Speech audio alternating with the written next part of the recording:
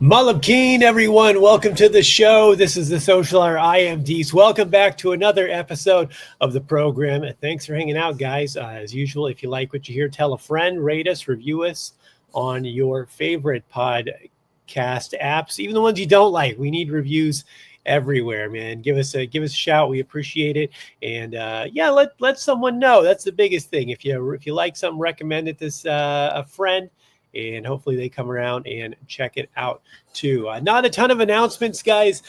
Just the usual stuff. If you're listening to this as it comes out on Wednesday, the audio version, I've got a show this Saturday in San Antonio, Texas, the special 420 edition of the THC show at Upstage Comedy Lounge, the one and only show where comedians will come up, do a set, then we go have them partake in cannabis, allegedly, for legal, we have to say legally. And then we have them come back and try to do comedy again. Keyword is try, because it does not always work as well the second time. It's a great show. We're doing a special 420 event.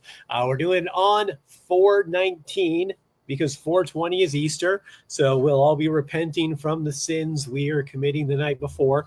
But come down. That's a fun show. Tickets go fast.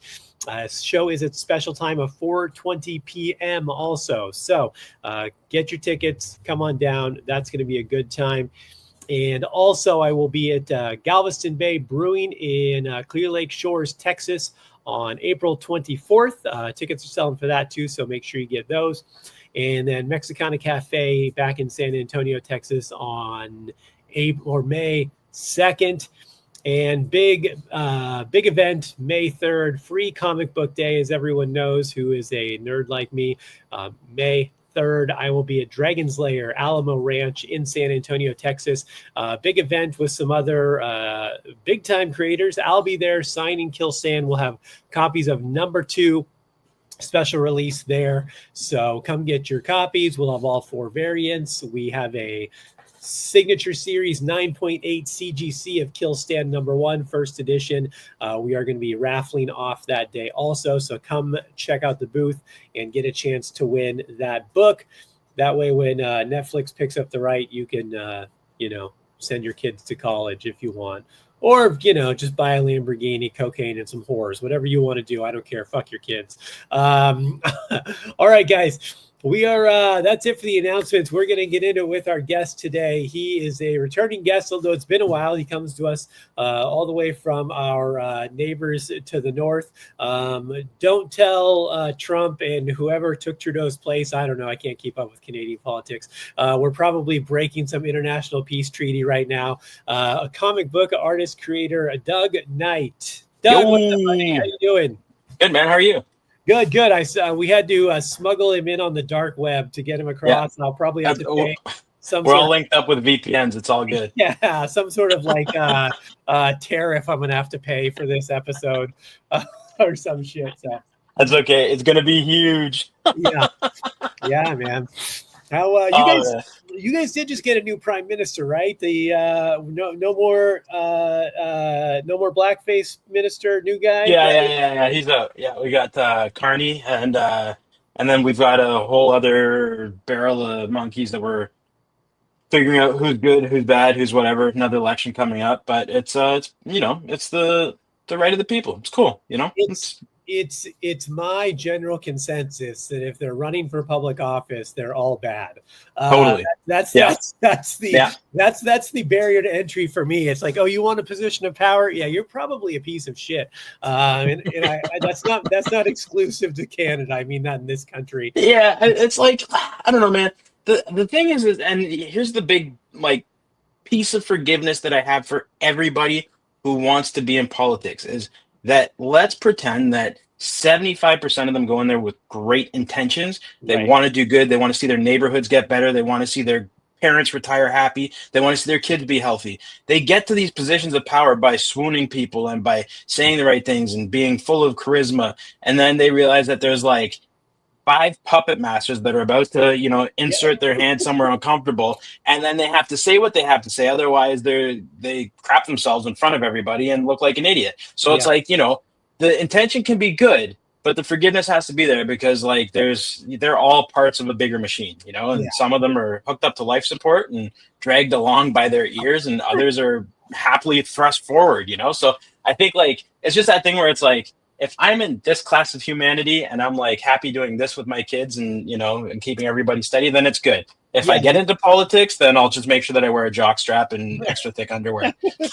Yeah, you got to get into one of those places where you can become a dictator and dress up as a general, like give yourself some sort of position of power in the military. You're like, no, I never served, but I'm a general now, and Yeah. I can Gaddafi or something where you just you Yeah. just dressed up like a Boy Scout every day.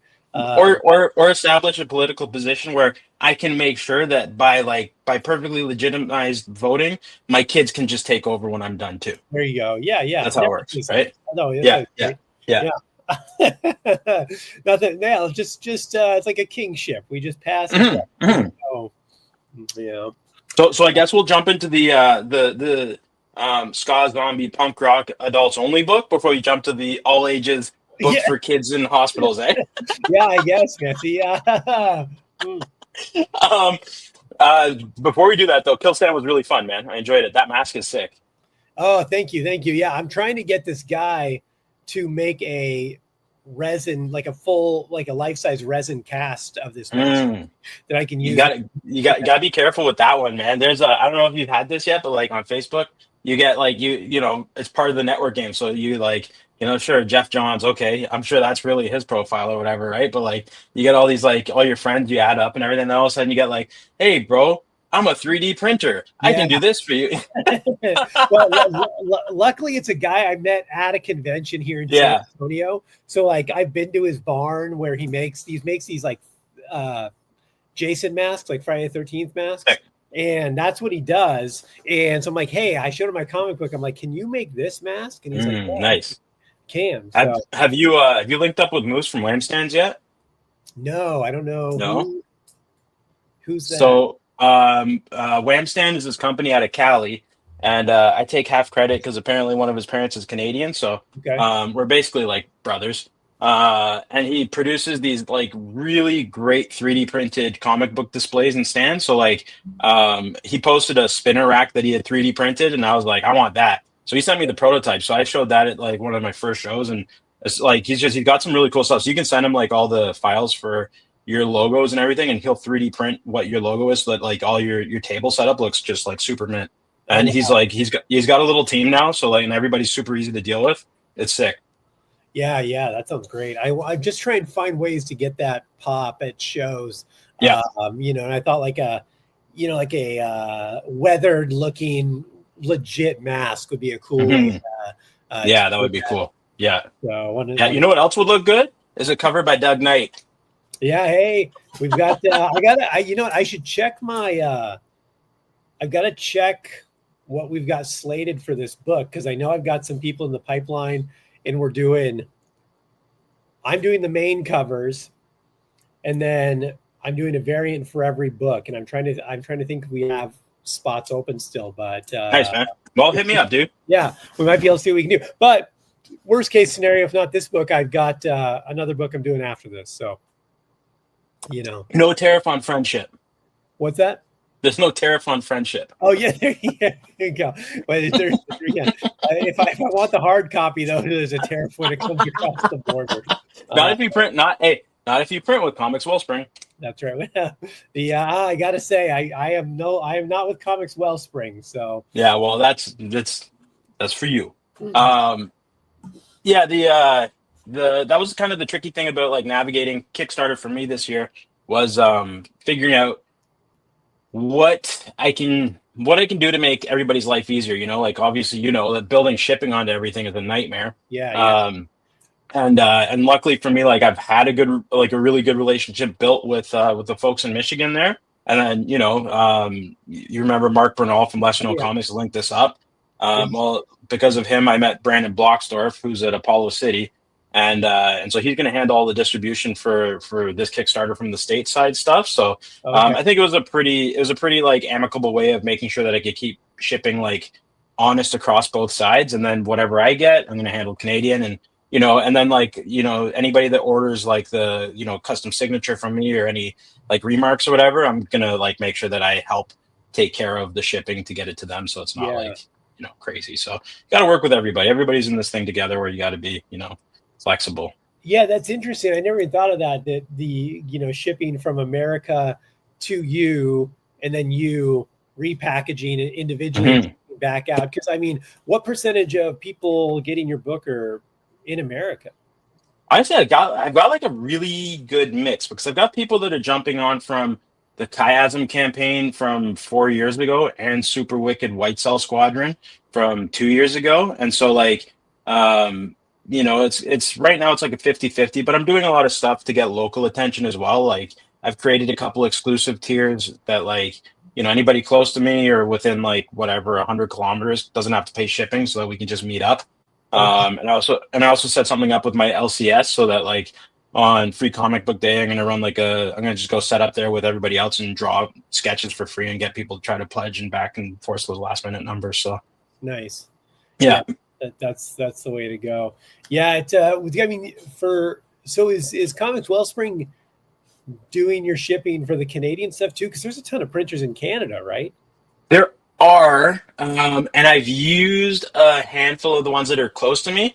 But when it comes to cost breakdown, the numbers for CWS when you order at a higher volume make just a little bit more sense Okay. than going domestically, and that has a lot to do with like who has to import product and all that kind of jazz. I printed with one setup, and like as much as I want to keep like that all Canadian connection on things, it broke my heart to they're charging me what I would retail my book for, like Yeah. $2 less or whatever, right? So it's like you can't do it. And like when I can do it, then I will. But the trajectory of my career currently is like I'm 15 years away from that, right? So it's I'd love to keep everything in house or whatever, but I also think that like I personally feel that the more friends you have in different places, the better you are, right? Like, as a traveling comedian, the more couches you have, the less hotel costs you have to incur, right? Yeah. So, Yeah. um, you Yeah.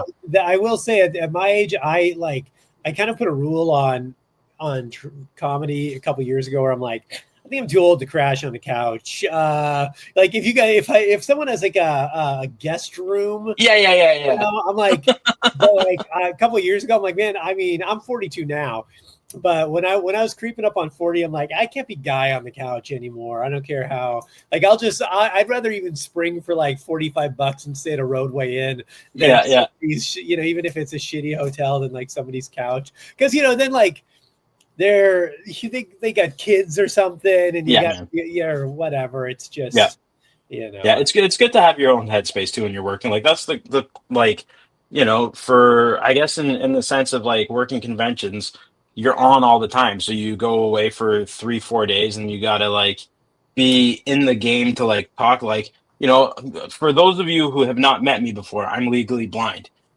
So like for me to interact with a giant crowd of people, I yell at the same person 7 times a weekend. yeah. So it's like, and like I do it in a way where it's like, I'm not like an unfriendly carny. Like I'll say to people flat out, like, hey, if I've already yelled at you, and you haven't stopped to talk, come and check out my books, like, and then I'll stop bugging you because I'll have a recognition point. But it's one of those things where it's like when you get into the flow and you realize that like headspace is so crucial, because it's not like you're going out and partying or anything. Like you're talking for 8, 9, 10 hours a day, and you're like so on saying the same pitch over and over again, and engaging and connecting and selling art and books, and like it's a whole deal. So it's like, yeah, you go to like your homie's couch, and you just like you wake up uncomfortable, you can't stretch, you can't do like your routine, you Yeah. have to like look for their Keurig pods or whatever. Yeah, yeah. I don't want to wander down the hallway in my chonies in the middle of the night and traumatize a 7-year-old kid or some shit. I'm like, it's just, Yeah, yeah. yeah. I Uncle mean, Deece, what's Victoria's Secret? right, right. I don't know what kind of, I don't know what kind of parental controls they have on their internet. I don't want to download some weird shit that they don't know about. Yeah, really in after shows too. I mean, more so now that I don't drink even. But even when I was drinking, like after comedy shows, people don't realize, like usually me and my opener, we'd want to just go somewhere quiet and just like have a whiskey and just talk. Mhm. Like, we understand this shared experience, but like we are coming down from this. Yeah. Yeah. Everyone else is going up and they want to Totally. just go nuts. And I'm like, man, I cannot keep up with your level right now. Like I left everything on that stage. I am not, Yeah. ready to be this social at the moment. I got a job. So I worked. I did Terrificon in Connecticut at Mohegan Sun. Yeah. Last summer. It was like a sick show. If you get the opportunity to go check it out, like honestly, so I got this really cool setup with my buddy Brandon, who does all the media for Apollo City and stuff, or for Comics Wellspring. So like we got a media booth. So like there's another little quick hack is if you can't get an artist alley, look to see if they have a media section. Because if you're a real hustler and you have like a library of podcasts, that's considered a media portfolio. So you can say that like, you've got a history of like being whatever out there. Anyway, so we got this table. I was the first retail booth as people were walking into this into the event. So like people are walking past, they're budgeting their money, and I'm just like, hey, I'm sending books to kids in hospitals. I'm a legally blind cancer survivor, and these are all my friends and all their awesome art. And so like people are like, and I've got these like pretty awesome sketch covers too, right? So like people would stop and be like, come on, man.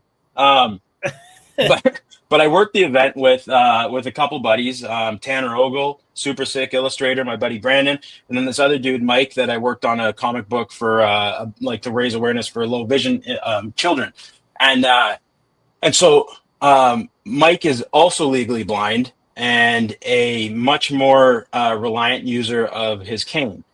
So I'm like, I call myself Doug Devil, like I don't call me, people call me that. I don't make them my own nicknames. It's not for me to do.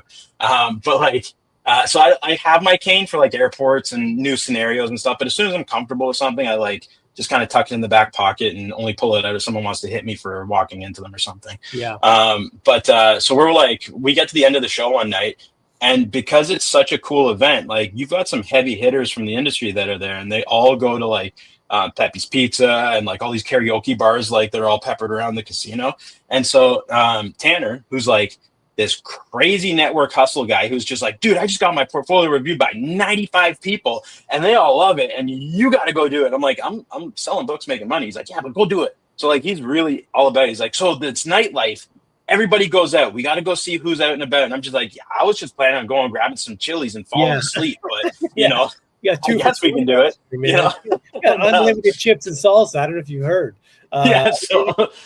So we go out, and my other buddy that was accompanying us, he's like Iron Man. Like, I'm blind, but I still run a marathon and can like push a Volkswagen Beetle up San Francisco hills or whatever, right? And so like, I just realized that I'm hearing like, wow, whoa, hey, oh, sorry, oh, and everybody was like getting like real offended. I look back, well, he's got like his style of cane has a big like roller tip on it, and he's got this like 9-foot arc that he's just whipping this thing around on, right? And so like it's this beautiful nightlife atmosphere, and this guy's power walking with like an assault regulation like swing going on with his cane. And so I was like, whoa, whoa, whoa, whoa, whoa, whoa, whoa, bro.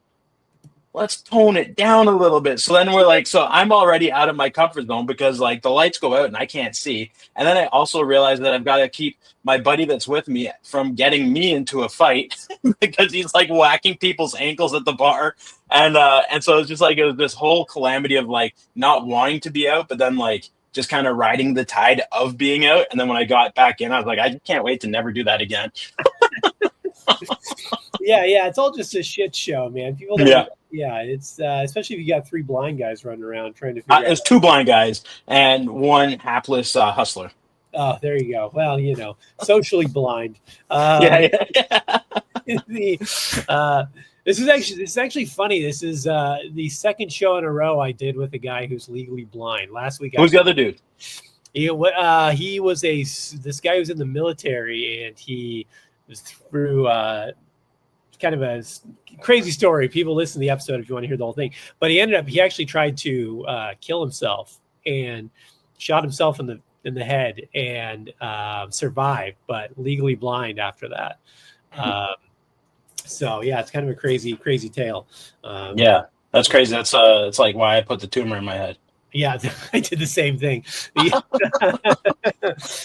Just have that story. And, it would be hilarious if you like weren't even actually blind. You're like, no, I just tell people that for the. Yeah. Well, so I did an interview a while ago, and the gentleman that was talking to me, or the person, or the Zay, or whatever they want to be, they were just like, they're like, you're not the only blind creator. And I was like, at first I was like, well, yeah, I know. But then it's like when somebody like, it's like for me with my limited Spanish, it's when someone speaks to you and like as a native Spanish speaker and you realize what they said like 3 weeks later, right, because you're still processing. So like I remember thinking about it, I just got like angry and angry as it went on. I was just like, I'm not, no, and that's okay. There's lots of blind people doing cool stuff. There's lots of deaf people doing that's what was that? You know what I mean? I realized it was like just this whole lightning rod. And then so I was at Toronto Comic Con a couple weeks ago, and I met Sam Noir, who's an incredible writer, and I saw that he was holding his cane, and we ended up knowing each other through my connection with the Canadian National Institute of the Blind because he's a new client there. And then I met another creator, Richard Fairgray, who's also legally blind, and so I was just like, guys, I'm not excited that either of you are experiencing vision loss and dealing with a frustrating lifestyle, but it's kind of cool that we got a bit of a team here. 3 blind mice of Toronto. Get a couple more of us together, we might be able to finally take over the world. But I wonder what the group, the plural of several blind people would be. A stumble. Yeah. An accident. Definitely an accident. That's a stumble of blind folks. Yeah, there's so what do you been working on, man? You've got a bunch of stuff going on. What's I have a crazy Kickstarter going on right now where I've got so I completed projects, and every time I complete a project, I'm like, can I drop a crowdfunding for this? And then I realized that I feel like launching for one book, if you've already got a path of destruction, is kind of like going to the well too many times. You want to give people something cool to like come after. So the Kickstarter that I have right now, if you head to the site there and you check out Cross-Eye 2025, you'll find it. I've got Chiasm, which is the sci-fi retelling of my life as a childhood cancer survivor, swap chemotherapy with alien molecules, has 3 issues. There's a 0, which is like a one-shot anecdote, a 1 and a 2. That's like your superhero origin, make you feel bad things, make you feel good things, super cool. I'm rolling that into a trade paperback. So instead of like the 3 issues that I have to travel with and sell low on one or whatever, people get it. The whole shebang comes with it. So I'm doing that. I've also got my all ages project, Super Wicked White Cell Squadron. I designed that to get distributed to children's hospitals. It's like Captain Planet meets Power Rangers. It's everything that we grew up watching in the 90s, cheesy jokes, cool armor, big robots, cool monsters. Yeah. It's designed from the perspective of things that I was told to help me get through the really crummy times as a kid. That are going to only mean certain things to like the other kids that are going through it now. Like the giant mech is called the MRI.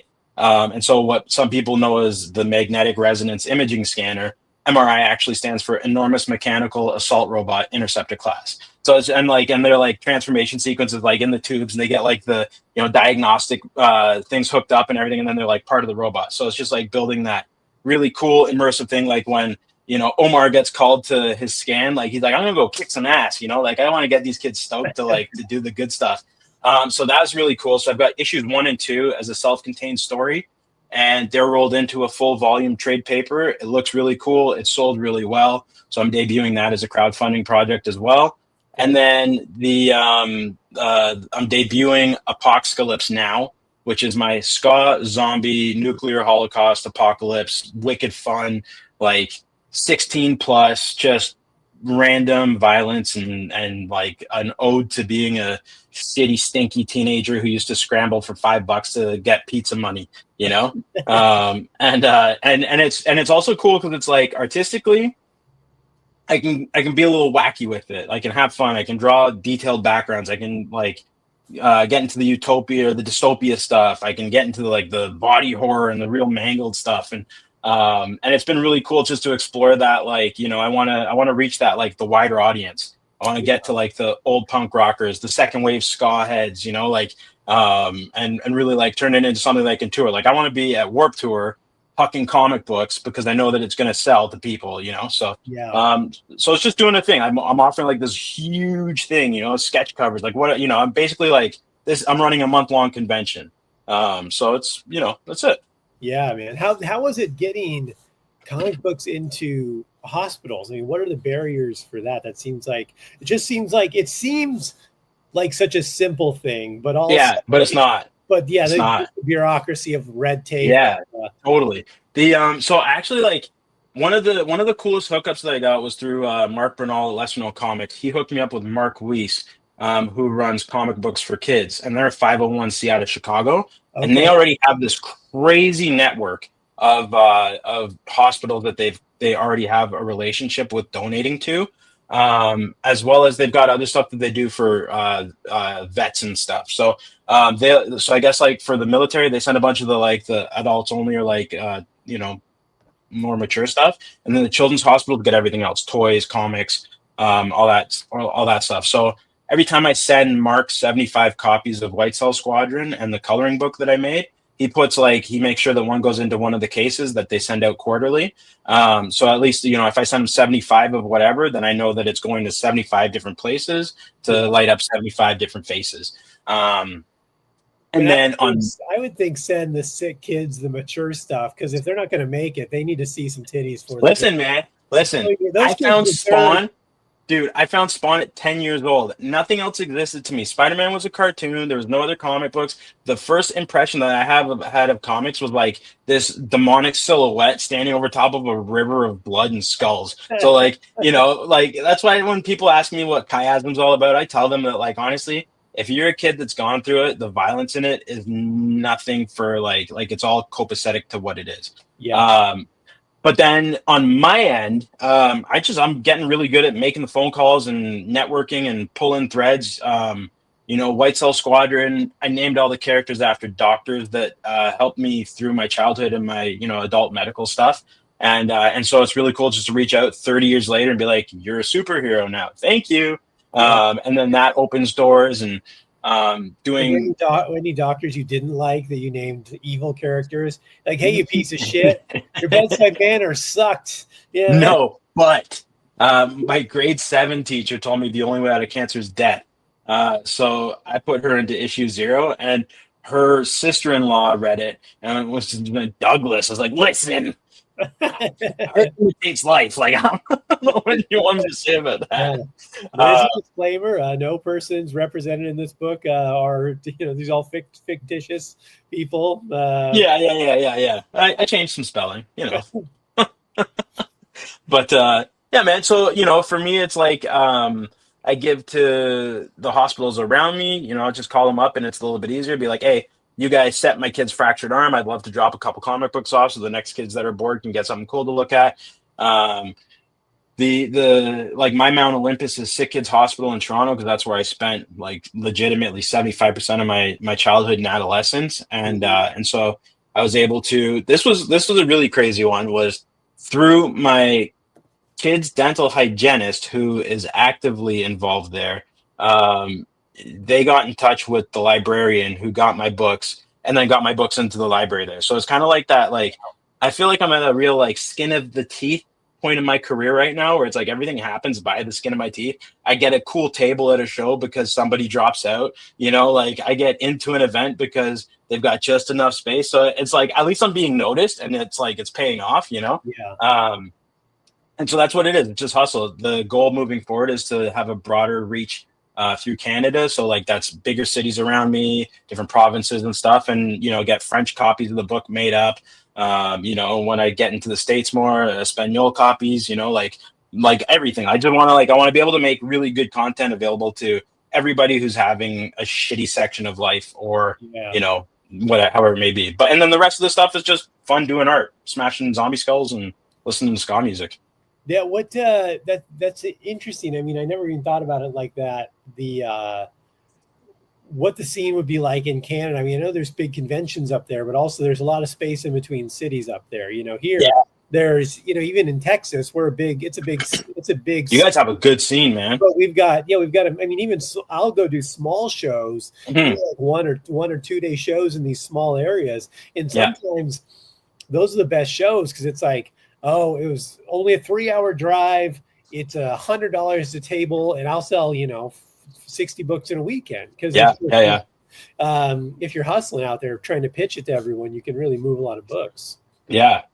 Here I find, so there's, especially in Ontario, there's one company that does a lot of small town 1-day shows that I do want to get more involved with moving forward. But again, it's like that, I got 2 kids and a wife that I got to keep happy. So sometimes you just got to plan for the big shows.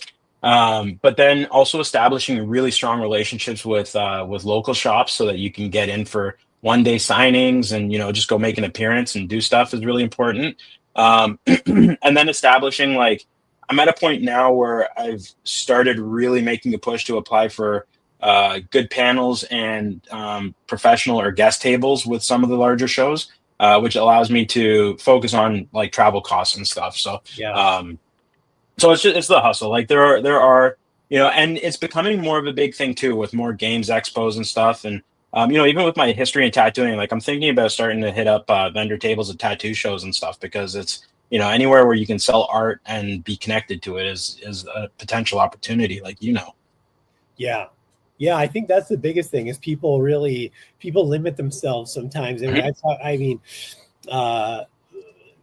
God, I've only had my book out since October, but it's like I've learned a lot. And really the biggest thing was I had like a marketing strategy in mind before I even had the book in my hand, and a lot of people, I'll talk to people on these groups and they're like, where should I submit my project to get done? I'm like, no one wants your project. Yeah, do it. Just do it yourself. Yeah, I was talking to this guy the other day. I'm like, I don't care how good your project is. Image doesn't give a shit. Totally. Guess what? Scott Snyder pitched them 8 things this month. Why do they give a fuck what you're doing? It's like, not that your thing isn't good, but I go, if you want to do it, man, you got to pay for it. Go do it. Yeah, totally. Do a Kickstarter, hopefully make some of that money back, and then hit a lot of conventions and plan to lose money or break even for years. Yeah, like I think the thing, it's like, it's, I guess with comedy, it's getting up, right? Like, I'm not going to pretend that I don't listen to every Kill Tony, Rogan, all that crap. Like, I'm all about it. But like, it's such a similar process, and that like getting reps and getting up are like the same thing. Like, pitching a comic book is so much different than putting yourself on a timeline. And if you can drawing it and lettering it and, writing it and making sure that people like it, making sure you don't have 75,000 spelling mistakes or grammatical errors in it. Like, it's this whole thing of like, and the first one that you do isn't as good as the next one that you did. And if the 5th one that you've done is not as good as or better than the first one that you did, then you're already burning out and you need to figure out how to restructure. Right. It's like not being too proud to take an illustration course, opening yourself up to talk to an editor-in-chief somewhere. Have them say, you're doing good, kid. And then take that not as a fuck you, keep trying, but take it as this person wants to see you succeed and they're giving you the tools to build off. Go draw better cars. Like there's like these things that you need to put yourself out to, and like, and understanding that like, the thing with some parents where their baby is the cutest thing on earth and they get offended if somebody doesn't like look at them and fawn over it or whatever. Like, your baby, your comic book isn't necessarily the cutest thing on the face of the earth, right? Or the best story, or maybe it's been told, but it's like, find a way, dude. Like, you know how funny it is for me to hear somebody else pitch Chiasm, the sci-fi retelling of my life as a childhood cancer survivor?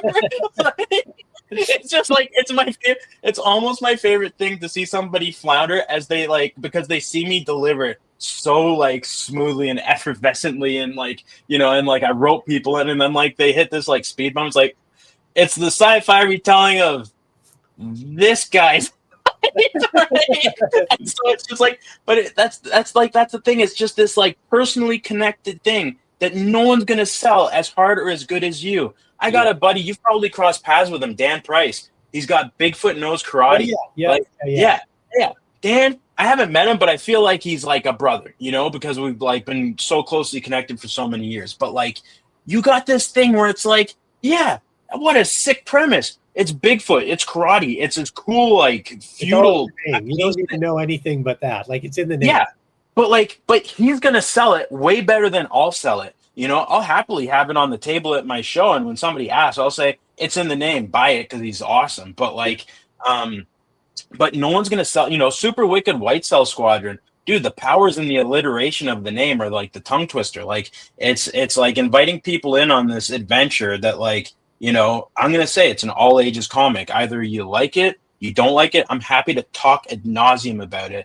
But it's only me that's going to do it. And that's the thing where like people want to talk about, oh, I've got this dystopian retrospective look at a sci-fi tomorrow where every power is a curse and every curse is a backdoor channel to a conspiracy. And it's like, that sounds good. Have you drawn it? Oh, no, I'm waiting on my illustrator who's a Russian expat who lives in Argentina who has, 1,000 projects. So you're just like, that's cool, but what's happening to make your project go? You know, so like, so it's that thing. It's like, just do it. Go to the shows, big show, 1 day show, 2 day show, art show. Like, bring your labor of love and show people why they want to love it as much as you do. And and it's part of the hustle and it's part of the passion that like lets you pound your chest at the end of the year and be like, I didn't even break even. Well, it's like, I've told a ton of creators that I talk with, because my favorite thing is like doing these shows and listening to other people pitch books, right?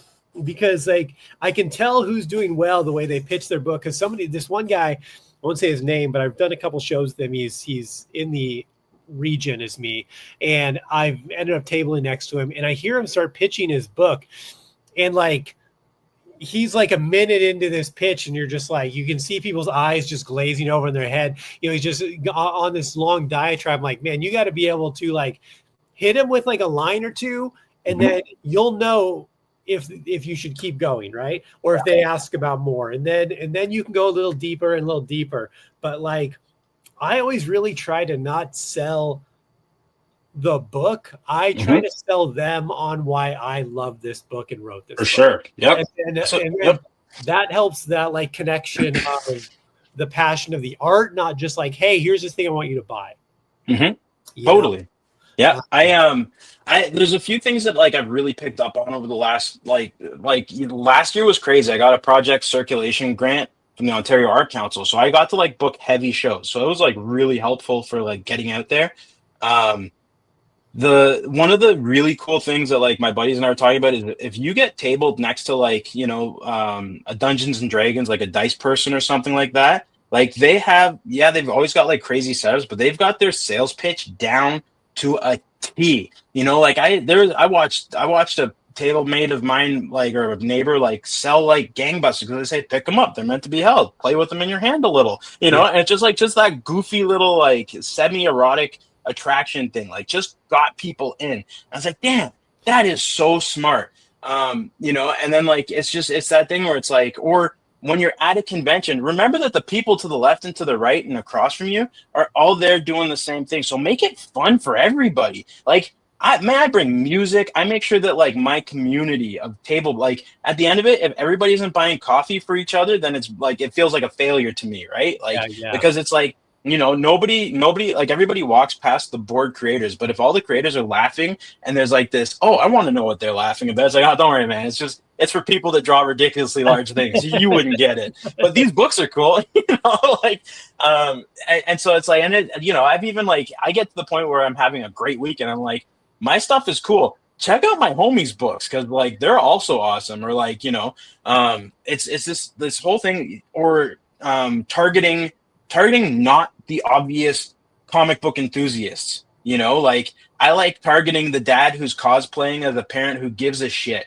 Who's like this and like strolling and just is so mad that he's missing the Bills game. You just gotta be like, hey man, you having a good time? And then you figure out how to like engage with that, because 100% they're gonna rather talk for 5 minutes than like follow behind their daughter whose butt cheeks are hanging out of like the anime costume that she's wearing, you Yeah. know. And so it's just like, but that creates this like little break where you don't have to give your spiel. You can just say that you're stoked and you can't wait to go home to see your kids, you know, like and you don't get this like comfort level until you do it. And you do it like more than once. I remember the first show that I worked with Mark, we both met in Indianapolis. Dude, we threw a dart at a board and we're just like, we both have to suffer to travel to this same location. So like, let's meet here and make it like our first show together. Yeah. And like, um, we had this like, this whole thing where the first day I'm like, dude, I'm ready to sell. I'm like, okay, got my books. They're looking good. I got some art. I got my prints. I got the banners. Okay. And Mark's just like sitting there in his slides. He's got his hair barely greased back. He's begging and boarding books. And it's like the show is now open. And I'm like, hey, how's it going? I'm gone. Hey, how's it going? Gone. Excuse me, you want to talk about the gone. And Mark's like, hey, bro, they ain't here for you right now. You know, like it's just like these like VIP hours. Those kids want their Funkos. They want to get in line for their photos. All you got to do is just chill and settle into the groove of the day. He's like, around lunchtime, that's when you start yelling. And sure enough, man, lunchtime, you start throwing out the freebies. You start engaging with people. But like, it still took me 2-3 shows to get comfortable at looking like I don't care for the first hour. You know, so but you got to do the reps. You got to do it, man. Yeah. Yeah, really. But you figure out the rhythm and how to do and how to, I mean, I just watched so many people really bite themselves, you know, just their whole approach, just torpedo their own weekend, you know? Yeah, totally. It's the incredibly talented introvert, you know, and like, even if if you're not comfortable or socially dynamic, like you probably have a friend that talks more than I do, which is pretty tough to find, but you probably have one. And you get 2 badges at every show. So bring somebody that you can be like, this is what I want to do. These are my numbers. I'll give you a kickback or whatever, you know. And most people are just stoked to go work a show, you know. Yeah. So like there's somebody that's going to want to do that with you. Yeah, man, it's a blast. I honestly, I love making the comics. And I wish that there was like an easier way to do the work of selling the comics and making the comics without it like crossing over too heavily and like, you know, butting heads with each other. But like, I also just love that you get better no matter which side you do it. The more you do it, the better you get. One of the cool things that I picked up with conventions is like sketch covers. Dude, I got really good at rocking sketch covers over the last year. And one of the cool practices that I have now is instead of sitting at like, I got to look close like this is how close I'm looking to all of my paper when I'm drawing. So like, imagine that if I'm doing that at a table, 10,000 people are walking past me and they're just looking at the top of my dome and they could care less what I'm staring at or smelling or whatever. So I got one of those like 3D printed stools, the collapsible stools from Amazon. And like, I just set it up on my table and I stand and I draw. And what a simple change to be able to just like look up real quick and say, hey man, how's it going? Oh, I'm just checking out what you're drawing. Oh dude, take a look, you know, like just a little thing, but you don't know it until you realize where the weakness is and how to make it better. You know, this guy that does something cool. He does he's got like a digital, he does all his art digitally, but what he does, he brings a little monitor and sets it up next to his table, pointing towards the aisle. So he plugs it in so you can watch him, what he's drawing on the monitor. And I just watch people just start to collect just to watch him draw, because they can watch it happen on this screen instead of, you know, looking over his shoulder, right? Yeah. I'm like, oh, that's so smart, you know, stuff like that was great ways to get people in. But he's also paying the extra $75 for power at the booth. Yeah, that's true. That's true. What if it translates into sales for? Yeah, I'm sure it does. You don't stick with the gimmick unless it's working for you. Yeah, 100%. Yeah. So what about how do you feel about comic books in general right now, man? The state of the industry, anything outside of just indie stuff? What do you? I think that like in terms of it's kind of like politics, man. I can't. I know what's going on globally, but it's a lot easier for me to focus on what's happening locally, Yeah. because I don't have a say in anything the Diamond wants to do. Lunar doesn't care about me, and so like until they do, that's when I'll really look into it.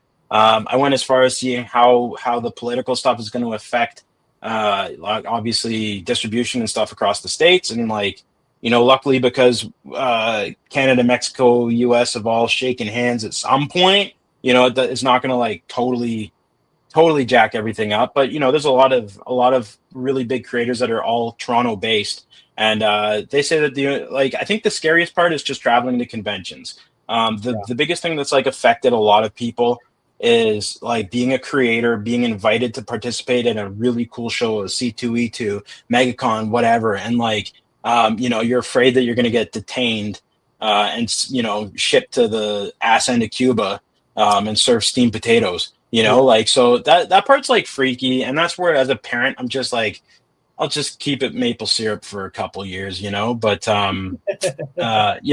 and there's no story you can come up with. Like the border, the guys at the border, like it's their job to sniff out bullshit. And so it's like I can only play the like I'm blind, I'm going to a comic book show, card Yeah. so many times. And then they're like, "What's all this awesome art in your bag?" I just like to doodle. You Yeah. know? Next thing you know, I'm on a boat and I'm surrounded by sharks. Yeah. Somebody So tell me where I am. yeah. Yeah. But like in terms of like the indie side of it, like honestly, man, there's like the indie comics is so cool right now that the guys that have been doing it professionally for 15 years want to be indie again. Like you got a lot of guys that are like all like are attached to crazy names, like they've drawn your favorite heroes, and they're all seeing how much fun we're having in Artist Alley, and they're like, oh, like I want to do that. Like the thing, my most contentious point about that is when these dudes come into the indie fold and they jump on Kickstarter knowing that like the $500,000 that they're gonna make because they're doing like the bootleg spider. I'm not like say I'm just like you do a bootleg of something, everybody's gonna jump onto it, and you're gonna be $500,000 that you can put towards a ridiculous print run and profit and mortgage and all that stuff. When Yeah. it's like you've got the other indie creators that are just happy to see $1,500 pop up because they got the supporters to hop on, Yeah. and so it's like I wish that there's a bit of a discerning separation between like heavies going to a crowdfunding campaign or crowdfunding platform and indie creators going there.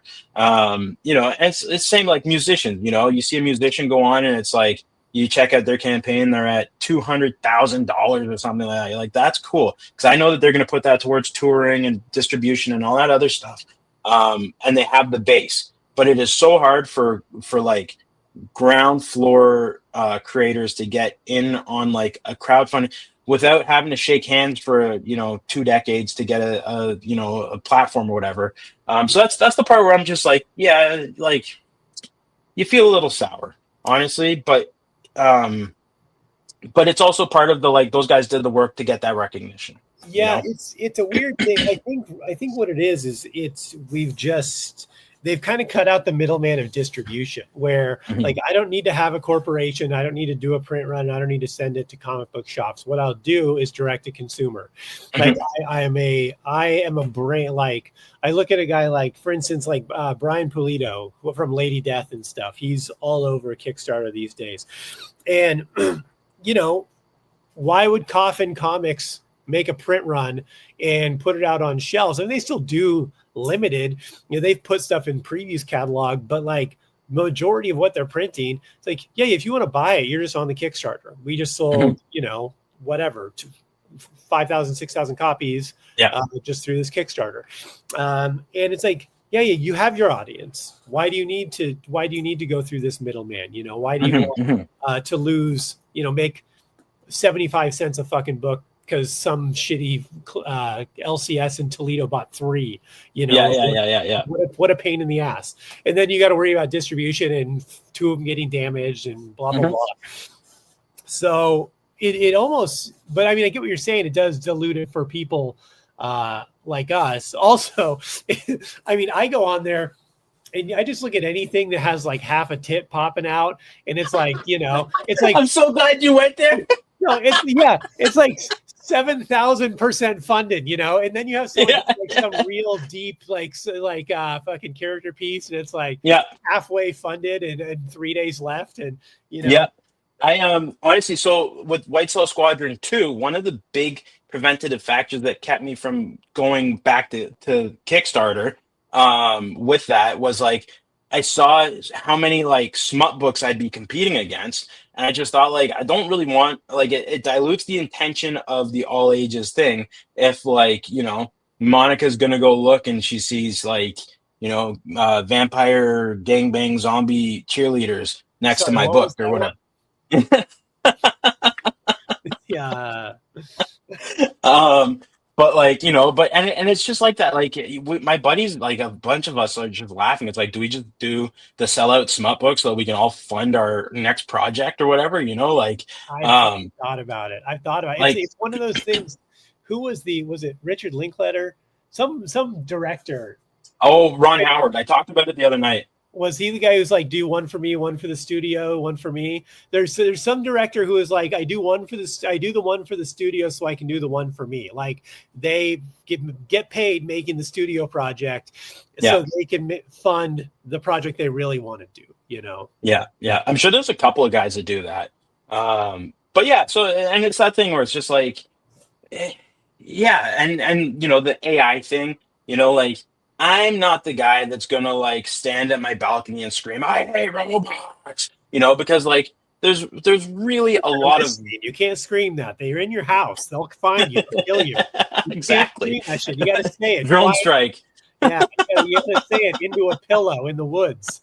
But like but to that effect, like AI is doing a lot of really cool things for the accessibility world, and so like there's a lot of like cool things that computers are doing to secretly help us while they plot on how to kill all the weak ones. Yeah. But from the art perspective, like standing there, like, there's an injustice there. And it's like, it sucks to see opportunities lost by people that spend their whole life crafting their skill sets and stuff. It's horrible. But it's also like arguing with a 5-year-old. Like they've already made up their mind and like you're not going to win. And maybe you can make a good point, but it's only going to be the conversation between you and the 5-year-old and nobody else gives a crap about it. Right. So it's like, instead of taking that outrage to social media and stuff, I'm going to focus on standing a little bit firmer behind my projects and working a little bit harder to shake more hands and, and just realize that like the wave of technology is coming. There's points that you can embrace and there's points that you can choose not to embrace. It's like being the straight edge kid at the party. You don't have to drink to have a good time. You just need to understand that like it's everybody else's decision to be blitzed or, mind-bendingly not with it. So like, and it's just like, it's a lot of like laissez-faire, go with the flow, like, okay, cool, man. And like it again, when there's money taken out of the pocket of a creator, it hurts your soul. But I'm not the guy that programmed it, So like I stand against it being introduced into industries where guys are like have been making their bread and butter, but like I'm also again just not gonna be the one that like loses my hair over it. I like my hair. I can grow it out in 3 months still and still I get the afro, like so I'm not gonna stress and lose that, There's the life's stressful enough. Well, yeah, like you said, it's and people have already made up their mind about it. It's like one of those things I always crack up when I see these billboards that are like end elder abuse, like people that beat the shit out of old people. And I'm like, I agree with the point, but there's two people in this world. People that think beating up old people is abhorrent and people that have already signed off on the fact that they're cool with beating the shit out of grandpa and grandma. No one's been on their way home to be like, I'm going to fuck Mabel up tonight. And what? And then they see a billboard, they're like, maybe not tonight. Not tonight. You're getting off easy, Mildred. But tomorrow night, there's no one whose mind gets changed by such things. So and racism in the back of the NFL end zones. It's like where you're either no one's we're watching a league of all black guys fucking they run. I'm not gonna be the one that takes on Roger Goodell.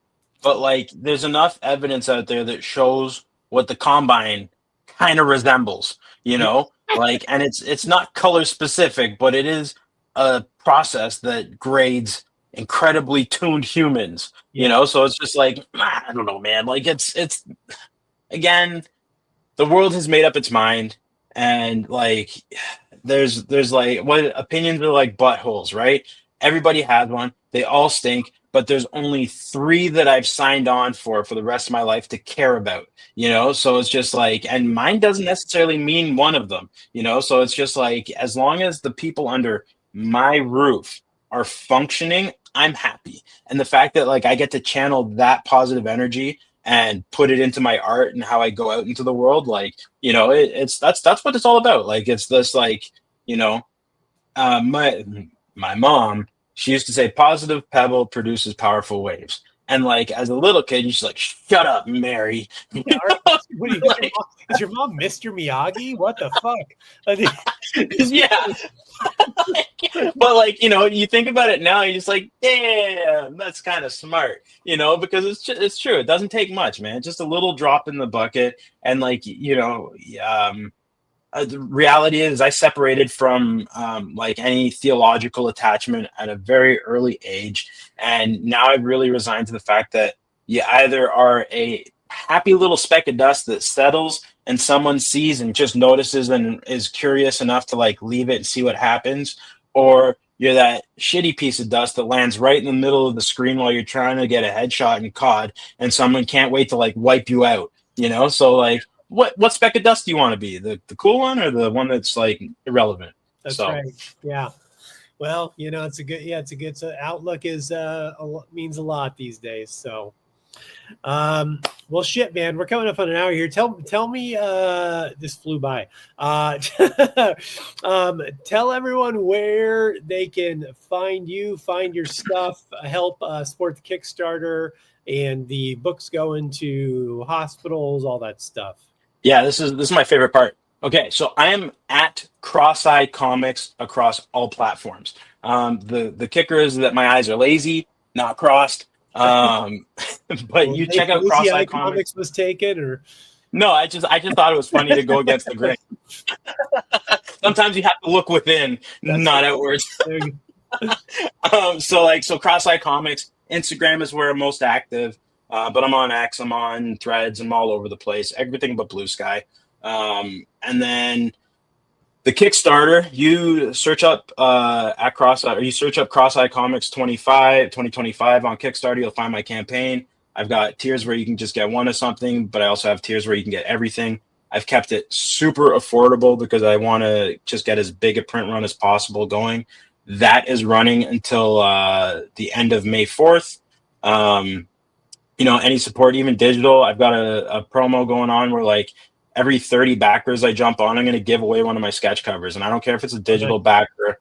I don't care if it's, you know, you buy the whole bundle. Even if you commission me for a sketch cover and you get drawn, I'm still going to send you an extra sketch cover.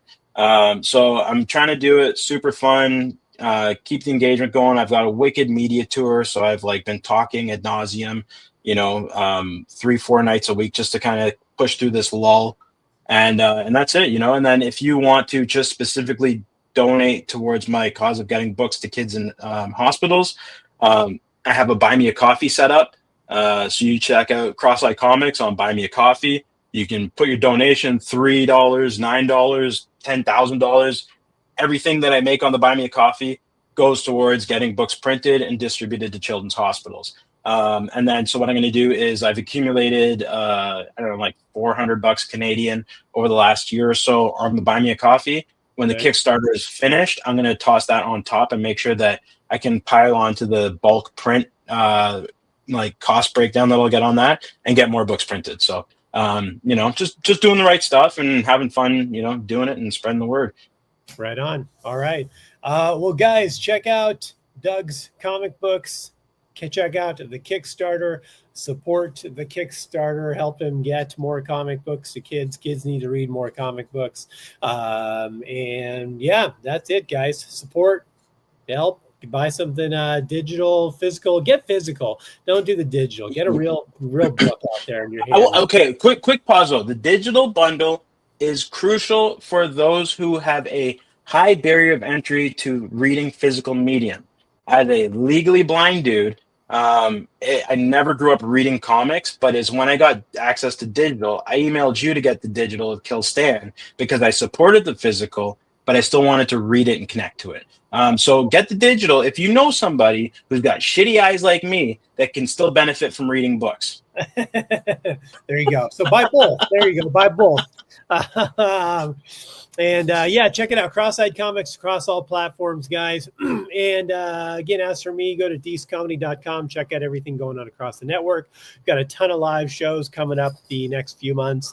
And check out inferno.earth on Instagram for conventions we will be at. We got a ton of those.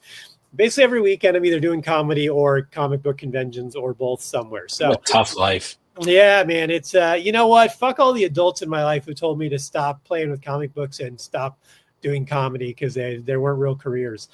Still picking your nose and you're still making comics. Yeah, check it out. Look at me now, fuckers. Make sure you visit us at Dragon's Lair in San Antonio, the one in Alamo Ranch location on Free Comic Book Day. We're looking forward to that. So that's it, guys. We're going to get out of here for this week for the Social Hour. I've been Deece, and for Doug, thank you all very much, guys. And we will see you all next week. And